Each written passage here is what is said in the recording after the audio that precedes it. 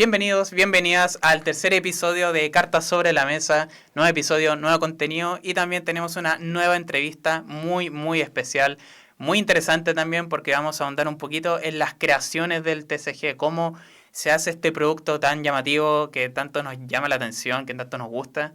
Así que pónganse cómodos y adelante con el episodio.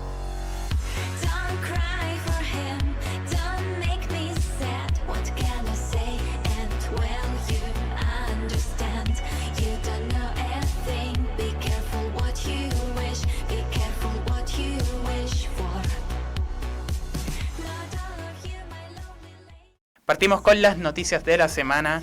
Tenemos hartas noticias, harto contenido nuevo que están llegando a los TCG más famosos. Por ejemplo, en Magic tenemos nuevo contenido, nueva colaboración con Sonic. En efecto, Sonic llega a Magic formato carta. Bajo el formato de Secret Layer, hay que destacar, es una edición limitada, al igual que, bueno, como otro Secret Layer, que fue en el caso de Bob Esponja, Stranger Things. Sonic llega en el mismo formato, edición limitada. Va a llegar a mediados de julio a través de la página oficial de Wizard of the Coast. Cabe recalcar que, claro, como es una edición limitada, este contenido no se puede conseguir por sobresueltos, sino que directamente se venden los singles, es decir, las cartas sueltas o incluso las cajas que ya se revelaron junto a su arte. Pasen a ver el contenido y obviamente las ilustraciones en nuestro Instagram. Siguiendo con el contenido nuevo, llega la nueva expansión de Doom of Dimensions en el formato, en este minuto, OCG, es decir, solamente se reveló para los continentes asiáticos, todavía no hay fecha de salida para el continente latinoamericano, todavía no se sabe cuándo llegará a Chile, pero lo que sí causa mucha expectación esta nueva expansión, el Doom of Dimensions, las cartas, lo que se reveló hasta este minuto, está todo bonito, todo precioso. Y claro, la carta propia del Doom of Dimensions, digamos que una carta mágica de control, de monstruos tipo dinosaurio, bueno, causa mucha expectación, está siendo analizado obviamente a nivel competitivo y vamos a ver cómo se adecua claro, al nivel competitivo, a los mazos y claro, cuándo va a llegar acá al continente latinoamericano, a esta parte del mundo. Siguiendo con las noticias de la semana, nueva banlist de Magic the Gathering, una nueva lista de cartas prohibidas. Siempre hacen esto de forma recurrente para obviamente equilibrar el juego a nivel competitivo. Ya habían cartas que estaban siendo muy utilizadas, que estaban muy fuertes en este formato. Por ejemplo, el Cuchillo Cordiosero, que era un mazo que digamos que era estilo agresivo, que está siendo muy utilizado. Entonces claramente había muchos reclamos, había mucha gente quejándose, era como, oye, en formatos competitivos constantemente encontrarse con el mismo mazo. Eventualmente iba a pasar, entonces ayer se reveló la prohibición de esta carta, por ende también el mazo que constituía esta carta y varias más, Headfire Hero, Monstrous Rage, Up the Beanstalk, Hopeless Nightmare, etc. Pueden revisar el contenido obviamente en el Instagram de Mano Inicial, obviamente. Siguiendo con las noticias, también una noticia que queremos destacar que nos llamó mucho la atención, esta sí que es muy interesante, un nuevo TCG que aterrizó en Japón, que se llama Oji-san TCG. Que este TCG, a diferencia de otros juegos de cartas que uno invoca monstruos, que uno invoca criaturas súper fantásticas, este TCG, digamos que los monstruos, entre comillas, son trabajadores de la cultura japonesa, específicamente de la ciudad de Kawara, que son señores de mediana edad y las ilustraciones son eso, señores, trabajadores, panaderos, jubilados, currantes promedio de la ciudad. Y la curiosidad de esta noticia es que claro, lo hizo una diseñadora, una secretaria de Kawara, que básicamente quería representar y unir un poco la cultura promedio de esta ciudad, en específico de Japón. Entonces una noticia que queremos destacar porque ha dado mucho de qué hablar, ya que primero fue un éxito en la ciudad, incluso la gente, los trabajadores de mediana edad están comprando estas cartas en la ciudad y claro, dio de qué hablar porque al final las cartas no solamente son para jugar, para hacer algo recreativo, sino que también pueden llamar a una unión, a una comunidad local en este caso. Entonces una noticia bastante curiosa, tierna por decirlo de alguna forma, que fue bien recibida. Y ya para finalizar, estamos en julio, estamos en el mes de One Piece. Este mes se celebran 28 años de One Piece, en general, básicamente, de la serie, cómic, cartas, Entonces va a ser un mes bastante movido. Por ahora no hay muchas cosas confirmadas, pero se sabe, como todos los años, One Piece va a hacer algo, va a hacer alguna edición a nivel de cartas, a nivel de la serie, por lo cual vamos a estar muy atentos a lo que anuncia One Piece este mes, sobre todo en el caso de las cartas.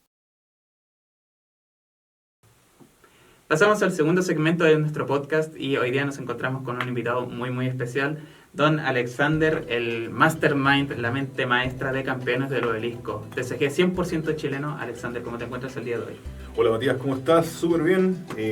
Un agrado estar aquí con ustedes, participando en su proyecto. Así que nada, con hartas ganas y cualquier duda que tengan respecto al proyecto, vamos contestando. Alexander, cuéntame un poquito más de ti. ¿A qué te dedicas? Me dijiste ahí que eres profesor por ahí. Sí. Bueno, yo soy profesor, digamos, de profesión. Llevo ya varios años de ejercicio. Actualmente me dedico a la convivencia escolar. Tengo especialización en eso. Trabajo en Puente Alto, en el Colegio Izaguirre. Y vivo ahí en San Bernardo, en el sector sur. Entiendo. Y cuéntame un poco entonces, ¿en qué momentos usted se dedica a Campeones del Obelisco? ¿Cómo equilibra ahí para hacer este proyecto, este TCG? La verdad es que es bastante complejo, como tú dijiste, más que el creador soy el que se dedica a todo en el juego. Obviamente recibo apoyo ahí de familia, de amigos, de pareja, de repente cuando tenemos que movilizar cosas, pero en general el trabajo de la creación, de las mecánicas, del reglamento, de las cartas una por una, el diseño, trabajar con programas, con redes sociales, eso es lo que hago yo. Difícilmente podría tener el tiempo si me dedicara en este momento a la docencia en aula, ¿cierto? Hacer clases en aula es complejo para todos los profesores, nos llevamos harto trabajo para la casa. Trabajar en convivencia escolar es bien arduo, pero es durante la jornada laboral, entonces tengo que tratar de equilibrar los fines de semana, el tiempo después del trabajo, para enfocarme en el trabajo del juego. Ya son 2 años y medio de trabajo. Ha sido un desarrollo bien lento, pero bien reflexionado, por así decirlo, ¿cierto? Claro. Con hartas vueltas, hartos cambios, para tratar de diferenciarse y hacerse un espacio en un mercado, por decirlo así. Claro, en un mercado que está en este momento en auge. O sea, en este momento las cartas, los juegos de cartas, los TCG, están en un momento súper bueno, donde la gente los está consumiendo mucho.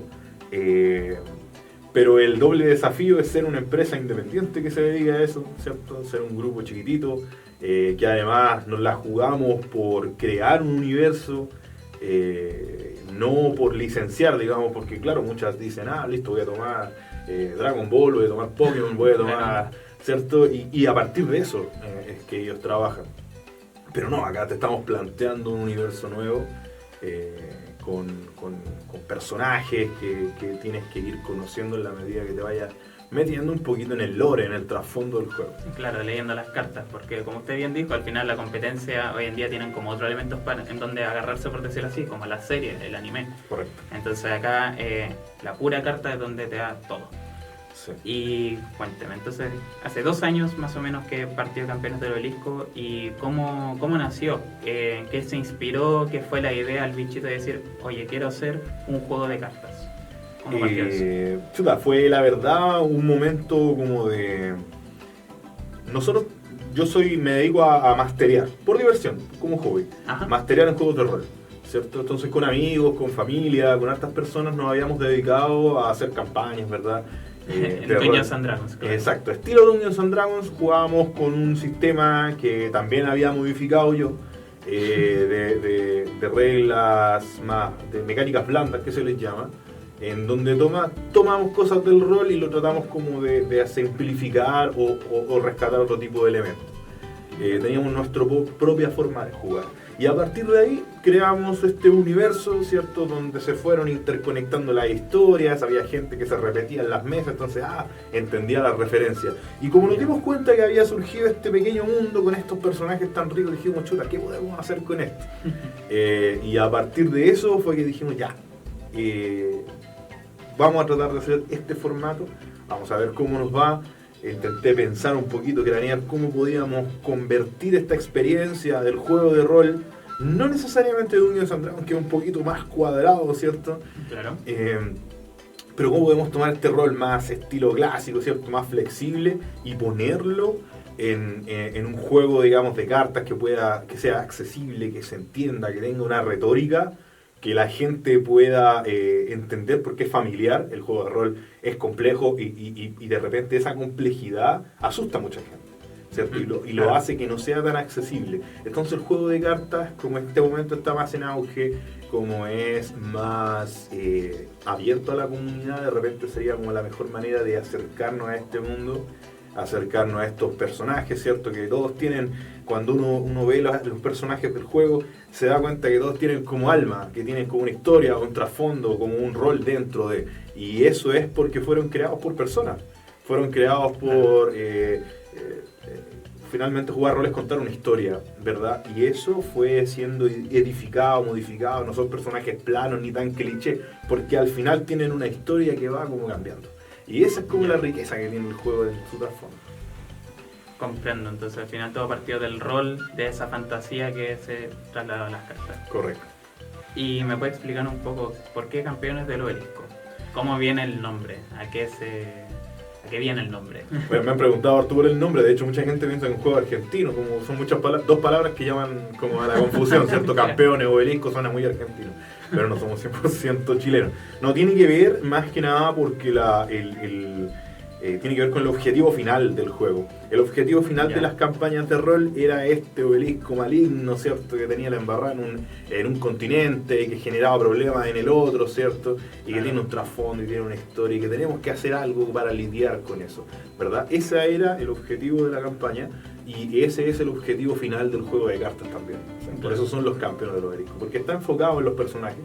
Y por otro lado, porque los personajes tienen esta misión de lidiar con el obelisco. Y digo lidiar porque, como dice la bajada de título, dice, aquí salvas el mundo o lo entregas a la oscuridad. O sea, tú o destruyes el obelisco o bien lo defiendes. ¿Cierto? Que también es la mecánica final del juego. Bueno, entrando un poquito más en el juego, si nos puede explicar un poco más las reglas, como el cómo se juega más que nada. ¿Se inspiró en otras reglas de otro TCG, por ejemplo? ¿O al final partió como voy a intentar hacer lo mío? Claro, cuando hicimos las primeras como ideas, tratando de hacer esta como lluvia de ideas y ver bien qué es lo que queríamos hacer, cómo íbamos a transformar el juego de rol en mecánicas de juego de cartas, dijimos ya, lo primero que tenemos que hacer, porque claro, la gente con la que conversé en ese momento, y yo mismo, somos como...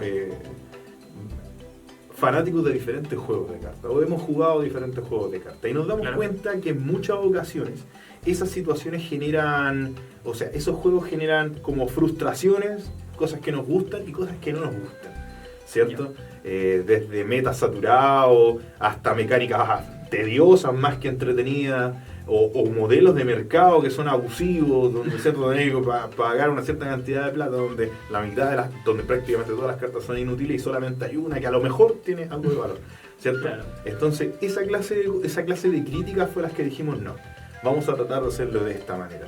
Claro, tiene elementos súper familiares cuando uno lo juega, o sea, no sé si ahí lo vamos a mostrar a la camarita. Sí, obviamente. Claro, tiene cosas similares, o sea, tiene la habilidad, tiene el poder, el campeón, que es la esferita roja, tiene el coste, que es en coste de orbe, ¿cierto? Que se llaman acá, en azul. Tienen clase, ¿cierto? Como los campeones, o sea, los personajes de Dungeons and Dragons o los juegos de rol. Y tienen también tipo de daño, o sea, daño mágico, daño físico, ¿cierto? Yeah.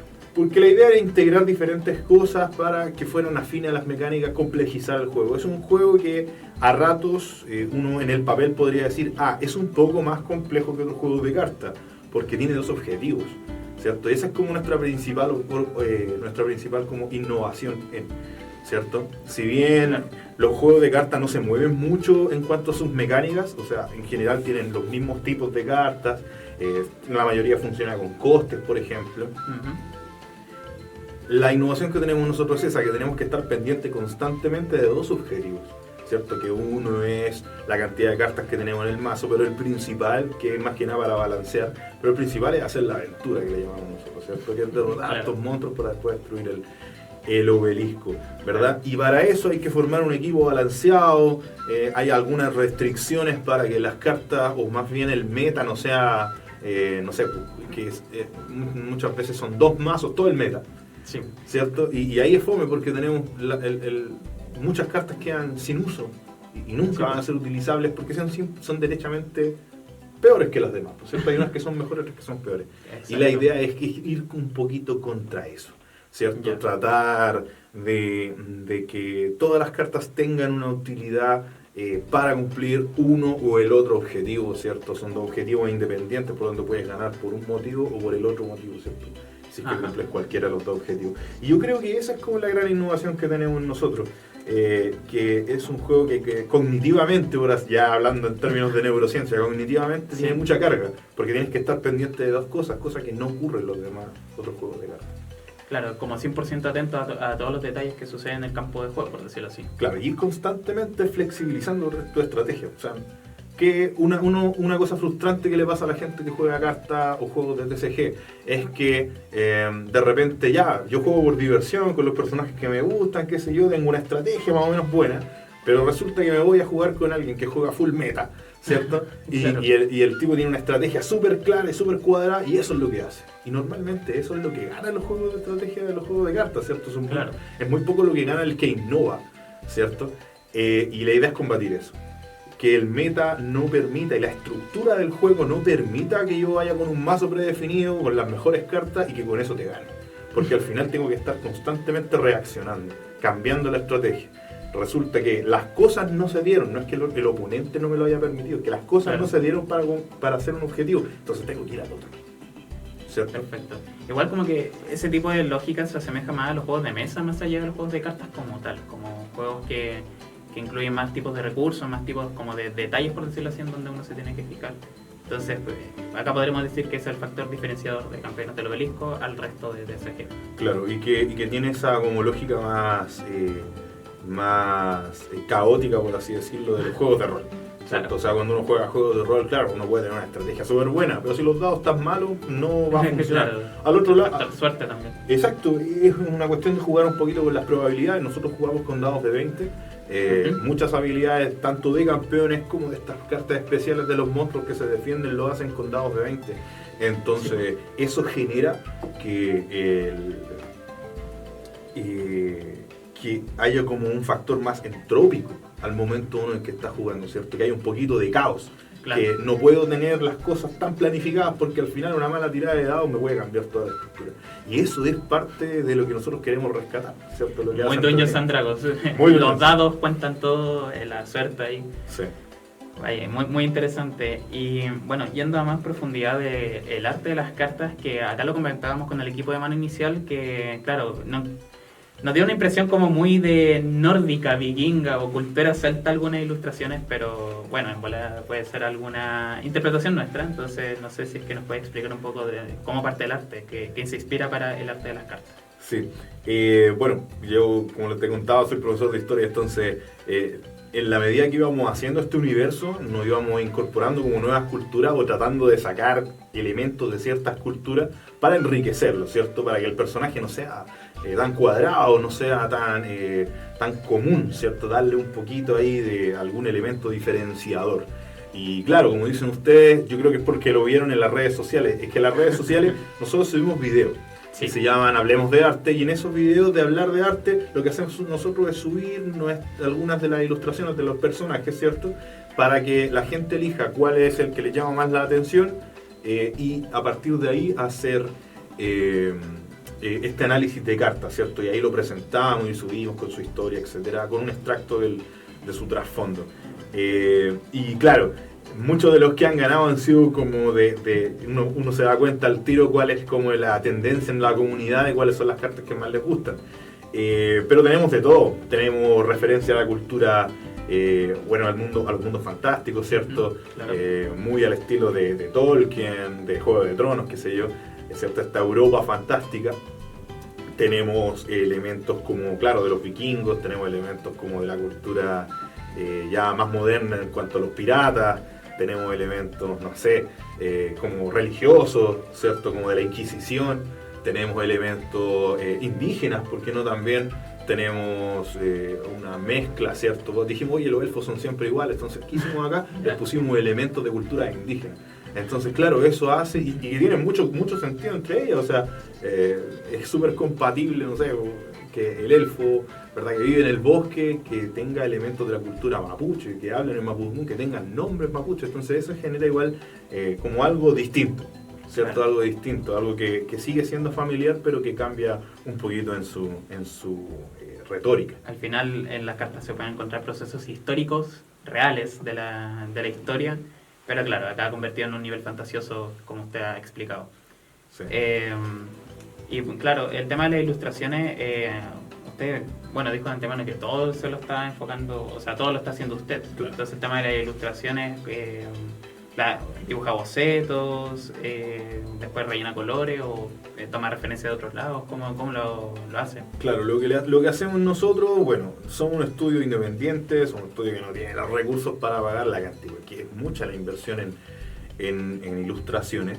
Entonces lo que hago yo es que yo hago las ilustraciones básicas, ¿cierto? Que no soy tampoco un experto ilustrador, hago la ilustración básica y ahí, claro, la gente siempre, aquí hay un rechazo súper grande a trabajar con inteligencia artificial, porque la gente tiene la impresión de que uno mete un prompt, te tira una imagen y eso es lo que voy a usar en la carta, y no es tan así, ¿cierto? La realidad es que para que quede un resultado atractivo y que uno lo mire y diga, ¿esto es o no es? La mayoría de la gente que se da cuenta, que dice, oye, esto es inteligencia artificial, es porque la ilustración es muy buena para hacer un juego tan independiente, ¿cierto? Ese es como el factor, no porque se note, claro, no porque yo he visto esto en ChatGPT, qué sé yo. Se da cuenta la gente porque es de muy buena calidad por un estudio tan chico. Y eso igual nos sirve a nosotros, ¿verdad? Claro. Si bien estas ilustraciones son probablemente muchas, no todas, pero muchas son temporales porque igual estamos tratando de trabajar con ilustradores dentro del presupuesto que tenemos. No lo hacemos porque, como lo hacen muchas empresas grandes, yo te puedo creer, por ejemplo, Toy Animation, ¿cierto? Claro. Que ultra famosa, ultra millonaria, se puso a despedir gente para poner inteligencia artificial y ahorrarse unas lucas. Pero es que nosotros no contamos con esos recursos. Entonces, acá realmente, al contrario, no hay recursos, entonces utilizamos la herramienta para sacarnos del paso, ¿cierto? Y si podemos hacer algo atractivo, algo bonito, que igual toma mucho tiempo, o sea, la carta que tú mostraste delante, cómo olvidar a este personaje, porque fue muy difícil tratar de poner con edición digital, edición manual y ayudado con la inteligencia artificial para mejorarla, tratar de expresar lo que queríamos. Y esa mirada como siniestra que tiene, ¿cierto? No es fácil, no es llegar y ponerle con mirada siniestra un prompt y que te lo tira así, ¿verdad? Es un proceso súper largo, hacer una ilustración con la ayuda de herramientas de inteligencia me tomará unas 6 horas, entre 6 hasta 12 horas. ¿Para una carta? Para una carta, y son 216, ¿cierto? Por eso es tan largo el proceso. Claro, y tanto tiempo, 2 años. Sí, me imagino. Entonces, y constantemente la seguimos revisando, así como, mira, sabes que esta no me convence, mira, sabes que esta a lo mejor no va tanto con la estética del resto de las cartas, como que me cambia un poquito la retórica. Y ahí es cuando uno dice, chuta, si yo trabajara con un ilustrador, tendría que pedirle el trabajo de nuevo. Claro. ¿Cierto? O no me puedo poner tan quisquilloso, ¿cierto? Entonces, claro, de repente, esto que es una herramienta para salir al paso, que en el futuro, pucha, nos encantaría trabajar con ilustradores cuando tengamos los recursos y es que nos logramos consolidar, sería ideal, porque valoramos mucho ese trabajo. Pero esta herramienta que salió, como te digo, por aquí es como para salir al paso, nos ha entregado de repente como cosas que no podríamos tener si no trabajáramos así, ¿cierto? Es que no me gustó la expresión, no me gustó la cara, entonces la edito y la vuelvo a filtrar y así lo podemos seguir haciendo varias veces siempre y cuando estemos con el tiempo. Comprendo. Bueno, igual el tema de la inteligencia artificial es algo igual polémico dentro del mundo del arte, sí. Han habido muchos debates. Y también en el mundo de las cartas, por ejemplo, un ejemplo, Magic, por ejemplo, hubieron ilustraciones con inteligencia artificial y fueron rechazados por la comunidad. Entonces, en este caso, ya están en fase de testeo, sí. Básicamente. Entonces, ya ha habido gente que ha probado el juego y ha opinado del tema. ¿Cómo ha sido esa recepción? Tanto a nivel de la ilustración, lo que acabamos de hablar, a nivel de juego, ¿cómo ha sido esa recepción previa al lanzamiento? La verdad es que me ha sorprendido gratamente. Si bien se pulió harto el tema mecánico el tema del balanceo, antes de la en ese caso, en ese sentido sirve bastante haber jugado otros TCG, porque al final tú te puedes hacer una idea de más o menos el balance. Claro. Pero la verdad es que han sido pocas las modificaciones que hemos tenido que hacer en cuanto a balance. Me imagino que eso, en la medida que la gente más cabezona y que cuando el juego se vaya consolidando el balance, va a ser un poquito más complejo. Y ahí tenemos que aprender un poquito sobre la marcha. En cuanto a mecánicas, yo diría que el feedback ha sido súper positivo. Yo creo que me esperaba más crítica respecto a las mecánicas, que me dijeran, mira, esto la verdad no está tan entretenido, o esto me costó mucho, esto está muy aburrido. Y la verdad es que hemos tenido poco de eso, ¿cierto? En ese sentido estamos como gratamente sorprendidos de que las mecánicas hayan sido bien aceptadas y que sean como... que se sientan innovadoras. Muchos comentarios han sido así como, oh, realmente tirar los dados para saber si me va a ir bien o no, es interesante. Me llama la atención. Me divertí haciendo eso, a pesar de que a lo mejor te hice una mala tirada. Y yo estaba seguro que iba a ganar y resulta que no, porque me salió mal. Entonces, esa clase de cosas, de repente uno se da cuenta que añadirle dificultad, añadirle complejidad a los juegos no necesariamente lo hace más difícil, o sea, menos disfrutable. Al contrario, hay gente que disfruta que el juego sea un poquito más complejo, o que tenga factores que a lo mejor no puedo controlar. Como la vida misma, ¿cierto? Sería muy fácil si pudiera controlar todo. Y eso ha llamado mucho la atención. Y respecto al ámbito del arte, también hemos recibido poca crítica, al punto que hasta nos preocupamos porque dijimos en un momento, oye, a la gente como que le está dando un poquito lo mismo el tema de la inteligencia artificial. Me imagino que, claro, no es lo mismo criticar a Magic, que genera $80 millones al año, claro, que criticar a alguien que está recién empezando, un grupo que está chiquitito, ¿cierto? Exacto. Y que siento yo que además está bien logrado, porque al final no es una ilustración que tú puedas ver y decir, oye, esto es inteligencia artificial, porque no hace todo el trabajo. Y siento que la recepción de las personas que han jugado ha sido súper positiva respecto a cómo se ven las ilustraciones, a la carta que tienen en la mano, ¿cierto? Les llama la atención. Y no la sienten como algo así o sin alma. Y eso es lo importante al final, que sea un juego que la gente pueda disfrutar, ¿cierto? Y se sienta conforme con eso. Por eso es que nosotros hicimos esta serie de videos de Hablemos de Arte, porque estábamos esperando al hater. Estábamos esperando a que nos dijeran así como, oye, no, esto es inteligencia artificial. Y si bien ha habido un par de comentarios que nosotros vemos como, claro, mira, la verdad es que lo hacemos así, por esto y por esto y por esto, en general hemos tenido como respuestas positivas. O sea, así, no, está bien, se entiende. O por lo menos que esos comentarios que tengan alguna pizca de negatividad puede ser como no tirado como full hater, sino tal vez alguna crítica constructiva diciendo, oye, de hecho sí, hay dos tipos de comentarios, ¿cierto? El bot, digamos, que no tiene imagen de usuario, nada, y dicen así como ya, y ¿por qué arte sin inteligencia artificial? Y uno le pone así como, mira, este es el proceso, y no hay respuesta.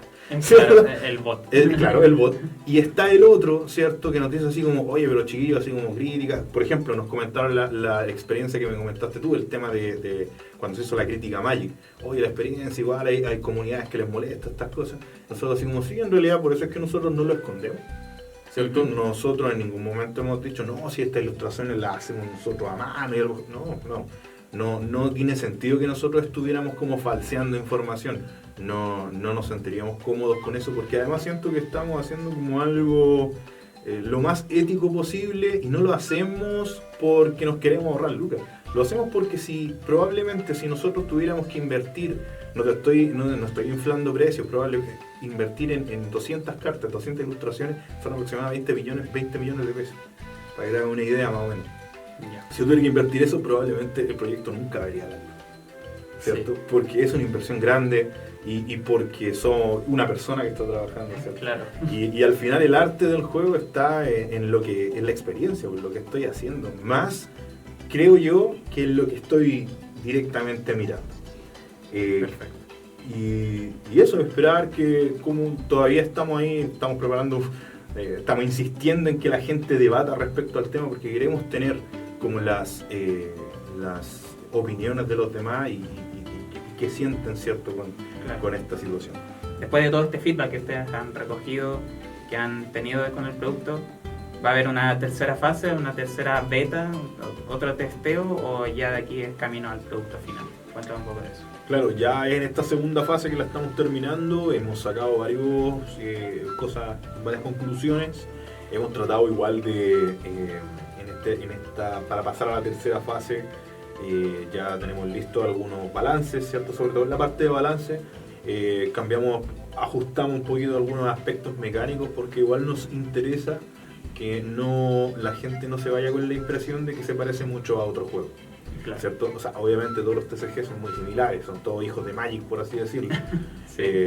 Y siempre rescatan elementos muy similares. Pero la idea es que la gente se vaya 100% con la idea de que esto es algo familiar, que ya he jugado antes, pero que es innovador, que es nuevo, ¿cierto?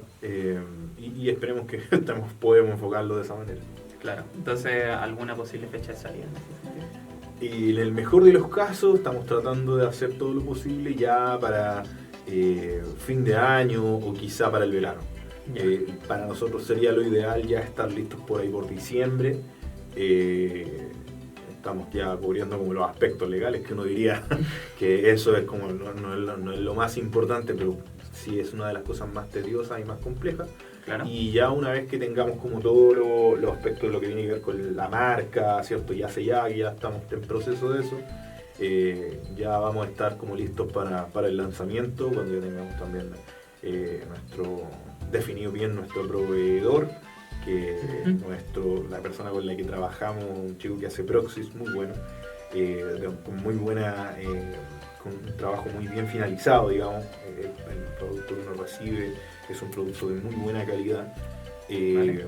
Y ahora estamos viendo con quién vamos a trabajar para la multiplicación. Cuando tengamos eso listo, yo creo que va a ser de aquí a un par de meses más, yo creo que el producto ya debería estar por lo menos en periodo de preventa, prelanzamiento a fin de año. Perfecto. ¿Alguna última cosa que quieras comentar? ¿Algún mensaje sobre Campeones del Obelisco? No, ojalá que las personas que puedan ver esto se interesen en el proyecto, es entretenido. Vamos a tratar de evitar no cometer los mismos errores que cometen de repente otros TCG. Somos jugadores, y de los jugadores nació esta idea, y los invitamos a seguirnos en nuestras redes sociales. Somos TCG Campeones del Obelisco. Ahí si quieren les puedo dar el link para que nos puedan seguir. Y nada, ojalá que les entusiasme, si les gusta el rol, si les gustan los juegos de cartas, si les gusta la fantasía medieval, si les gusta la fantasía en otros aspectos, ¿cierto? Sean bienvenidos a su juego. Y nada, ojalá con lo que nos quedamos nosotros y con la idea que tenemos nosotros es como sacar adelante este proyecto y que sea algo que la gente pueda divertirse, que la gente pueda disfrutar realmente y decir, wow, esto es entretenido, va a ser genial. Alexander, muchísimas gracias por estar con nosotros, por explicar este gran proyecto, un TCG 100% chileno, entonces maravilloso para nosotros, para el equipo y también para toda la gente que nos está viendo, así que muchísimas gracias por estar. No, gracias Matías, para ti también, se agradece el espacio y la buena onda siempre, gracias. Vale. Y eso fue todo por hoy. Muchísimas gracias por ver este episodio nuevo. Muchísimas gracias a Alexander también por participar acá con nosotros en la entrevista. Fue muy interesante poder escuchar cómo se constituye un TCG. Y bueno, ahí estaremos viéndonos en un nuevo episodio con nuevo contenido, nuevas entrevistas. Quédense muy atentos a lo que viene y obviamente sigan nuestras redes sociales. Mano Inicial en Instagram, Mano Inicial en YouTube. Muchísimas gracias. Hasta la próxima.